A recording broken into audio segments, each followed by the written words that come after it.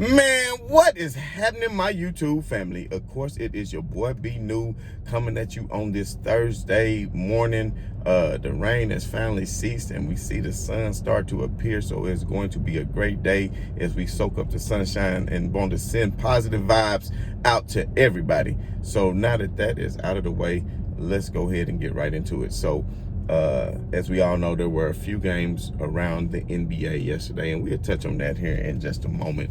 But the main thing just wanted to kind of touch on this morning is something that, I listen closely when people answer questions and how questions are posed and how they answer them. So I don't know if you all are aware, nobody really reported on this yesterday, but yesterday the Lakers had a practice finally. Because, as we all know, with the pandemic and the shortened season, it really hadn't been a lot of time for practice lately for this season. But yesterday, the Lakers did have a practice where LeBron James actually went through some rehab and, of course, did not really participate in shoot-around or the practice session. But he did get some rehabilitation done to the ankle on yesterday.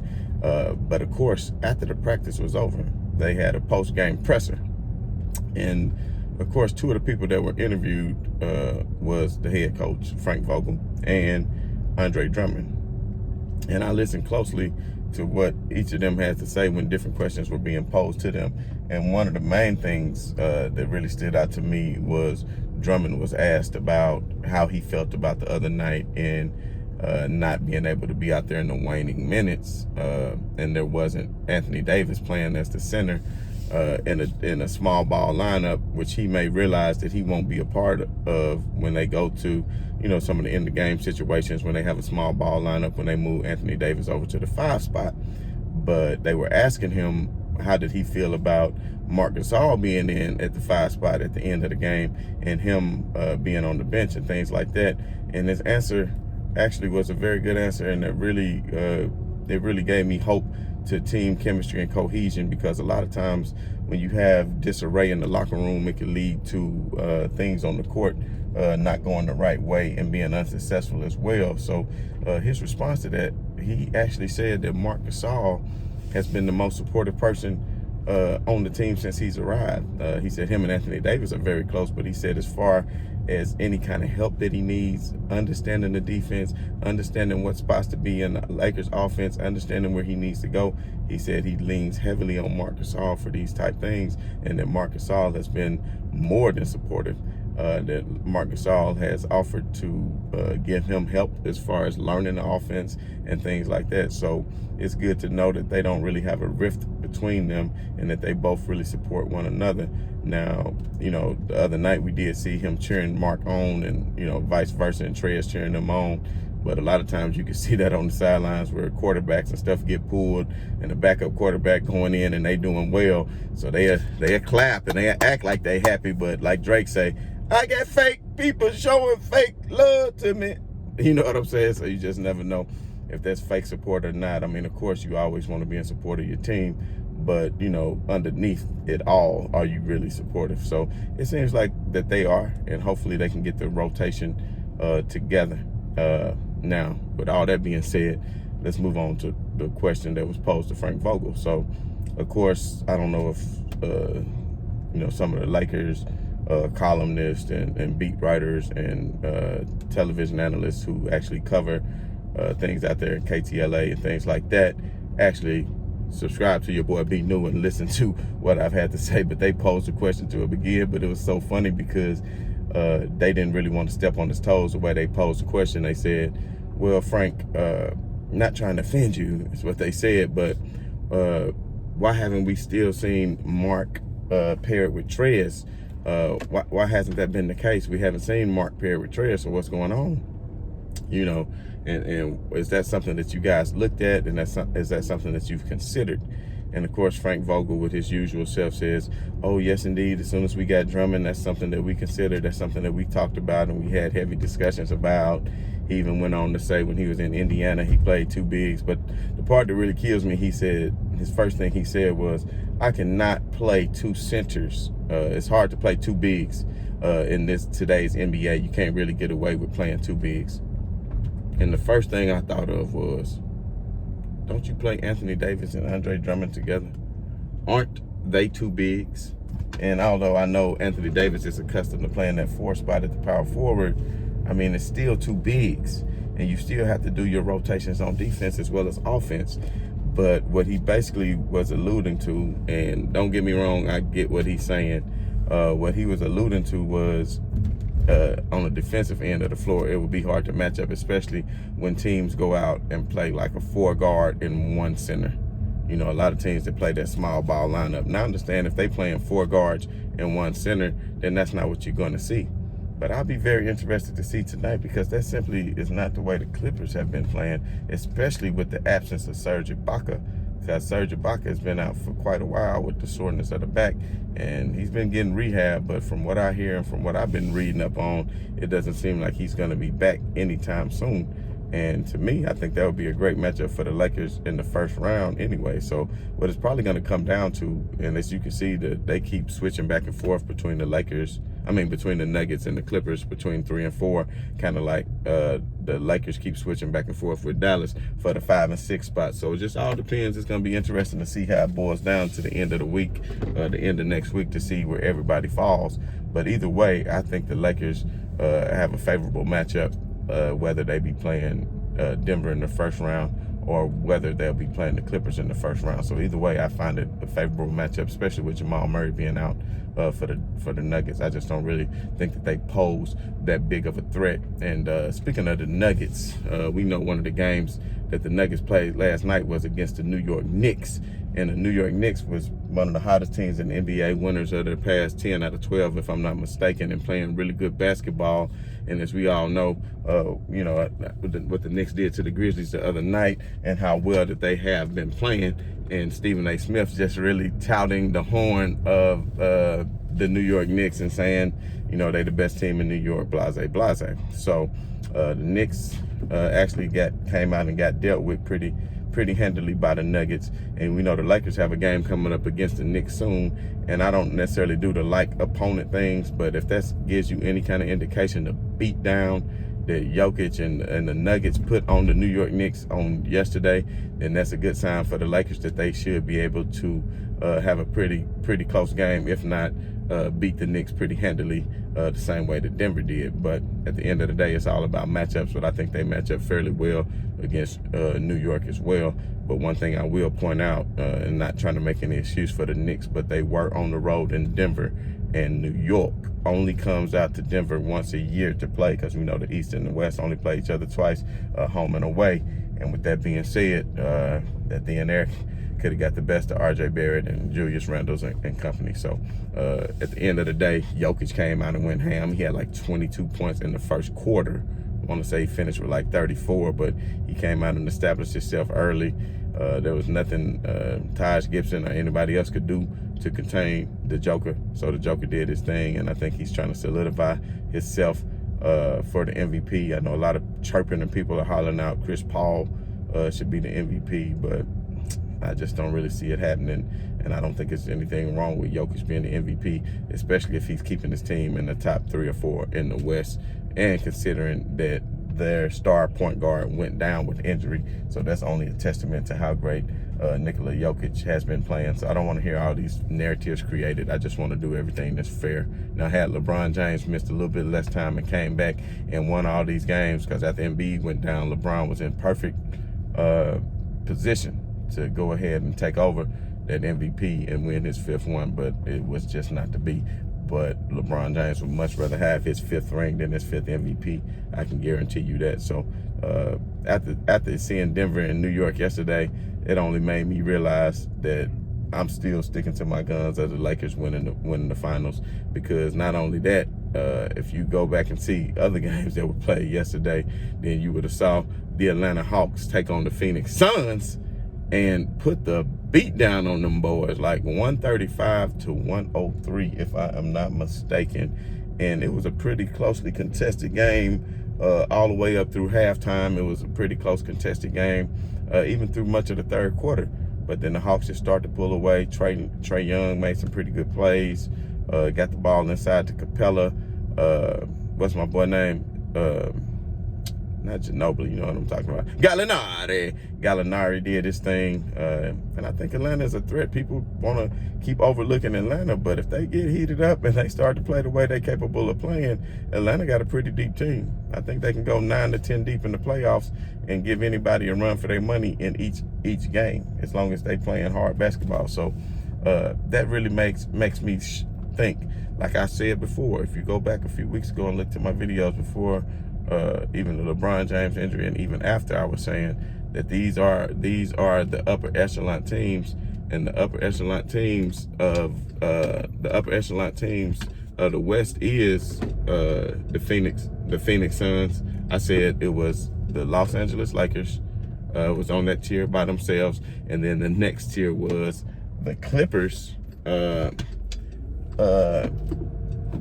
the Suns and the Nuggets was the next tier. And then I named all the other teams below that, the Dallases, the Memphises, the Golden States, teams of that nature. So I really don't think the Lakers have much to worry about. As you can see, the beatdown that the Atlanta Hawks put on the Suns like that, it shows you that the Suns are more than capable of being beat, because you got a lower seeded team in the East that really took care of them with no problem. And it was their bench that really sparked and ignited that run that they went on to kind of put Phoenix Suns away. So with that being said, I keep telling everybody, when LeBron James, even if he's at 80%, I'll take an 80% LeBron James led team and Anthony Davis with the likes of Drummond, Gasol, Caruso, and Schroeder, and everybody completely healthy over anybody. But speaking of Schroeder, I don't know if anybody saw this. There was a German article that was put out where he was being interviewed in a German paper or magazine, where they were asking him about his COVID and whatnot, and he was saying that he believes that him and LeBron are the only two people on the team who have not had the vaccination. So I don't know if LeBron really appreciated him putting his business out in the street like that and just saying that kind of thing, because LeBron had already said before that that's his private choice and he don't really want to make what he decided to do. He really didn't want to make it public. So I'm pretty sure he's going to have a conversation with Schroeder on that. So now, of course, LeBron caught a little bit of hell on Twitter saying, why hasn't he taken the vaccination? But as we all know, this is not a political channel, so I'm not going to really get into, my thoughts on the vaccination, the COVID, and all those sorts of things, and what LeBron James' responsibility is, or any of that. We're going to keep it strictly basketball today, and as we do on most days. So just want to go ahead and let you all know that that didn't really cause any tension that I know about. Haven't heard too much about it. There was a story that came out a couple of days ago, and it didn't get a whole lot of wind behind it. So that was just something that I thought I mentioned for those of you all who hadn't heard about it. So then I want to touch on another good game that happened on yesterday. That was between the Wizards and the Milwaukee Bucks. And we all know how great the Milwaukee Bucks have been playing. Milwaukee Bucks have been playing elite basketball. We saw what they just did.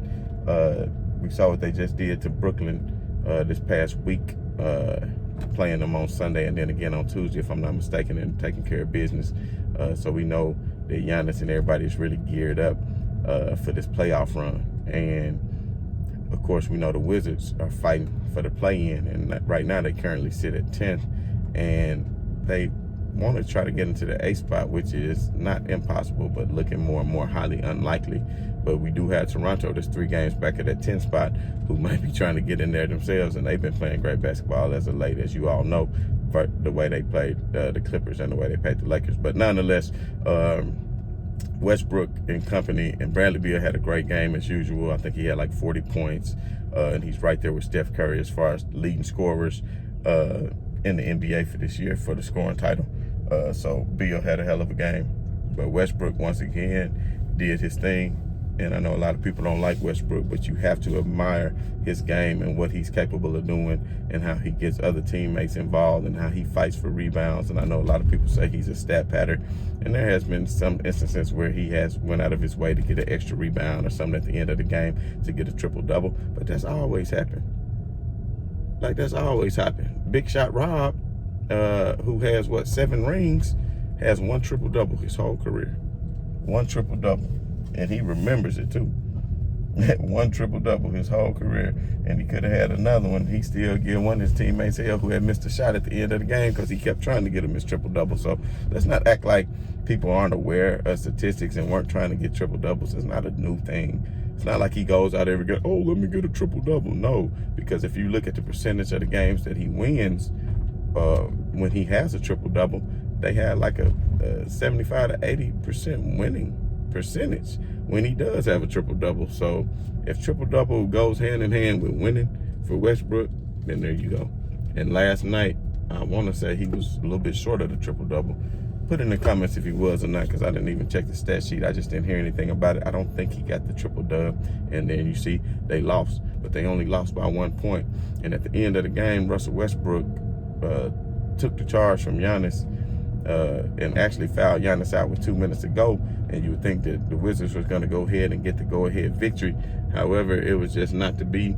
And they made it interesting because they did get an inbound steal down by 1 after Westbrook hit the 3 and cut it down to 1. They got the steal on the inbounds, but the guy was standing on the line. And since he was standing on the back line, they were automatically out of bounds. So then they were able to call a timeout and actually take it out in the front court, which they should have did in the first place if they were smart. So once they took it out in the front court, Westbrook comes up with the steal again.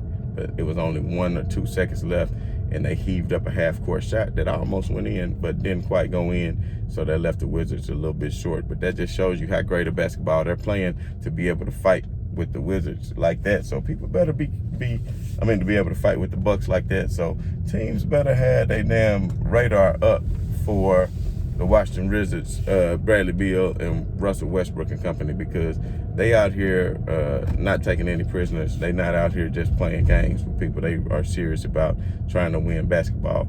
And you wouldn't have thought that the way their season started out so horribly.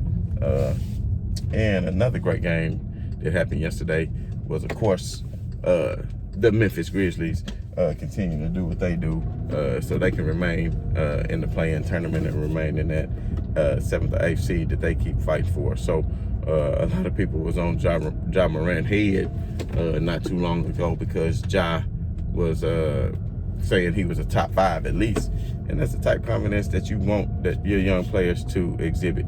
And there's nothing wrong with him saying that, although I wouldn't agree with that just yet, because there are some marvelous point guards in the association, of course. But Ja, I definitely think if I had to sit and make a list, but I would put him up there in the top 10 because he's in the Western Conference and he is leading his team. He is leading his team into the playoffs. Even if it wasn't a play-in, his team would be in the playoffs and putting them right there.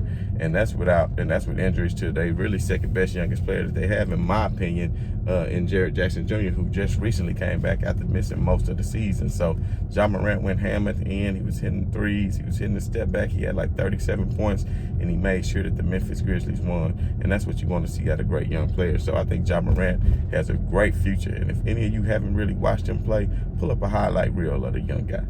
Pull up his highlights and check him out, and you'll see the talent level that he has and what he's capable of. Because at the end of the day, I think he's going to go down as one of the great point guards in the history of the league if he can stay healthy. And that's the main thing. Of course, everybody has to stay healthy nowadays. But, oh, damn. Y'all, I forgot the main thing that I was supposed to say in this video. And I know everybody doesn't always stick around to the end of these videos, but for the ones who do, I'm going to give you a treat. And I wish I would have said it at the beginning of the video. But one thing that they asked the coach, Vogel, in that post-game presser yesterday was that about LeBron James. And this is coming from Coach's mouth. Coach said that LeBron is going to play. No, he didn't say he was going to play. He said LeBron is going to miss this game, which everybody said he was going to miss Clippers and Blazers. But he said after the Clippers game, this is coming from his mouth, he said that LeBron's testing out the ankle, and that after the Clippers, he said for sure he's going to sit out the Clippers game, but after that he's going to be day to day. So take it how you want to take it. I doubt that he would play the Blazers game because they had already said he's going to miss both.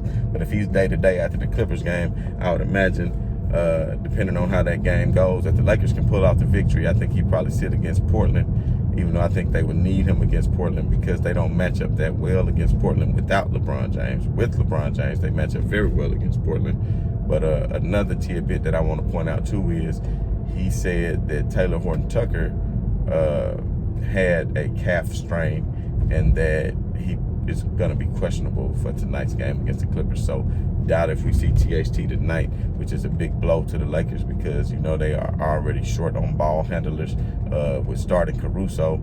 And then with LeBron being out, you really don't have any other ball handlers who can facilitate the offense. So that might not be a very good sign for the Lakers, especially considering how big THT came up the other night. But at the end of the day, Lakers got to do what they got to do. And at the end of the day, we all got to do what we got to do. So positive vibes to everybody. Looking forward to the game tonight. And as always, right on to the real and much love to the haters.